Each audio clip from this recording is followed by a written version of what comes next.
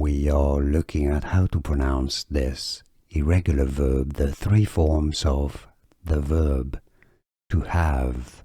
The past tense is had, as in, I had a really good time yesterday at the party.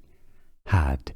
The participle is also had, as in, I have had a lot of luck lately. Had. Overall, the verb to have is irregular. Have, had, had.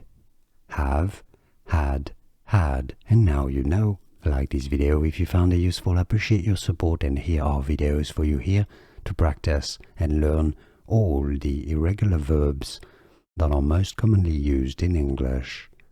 I'll see you there. Thanks for watching.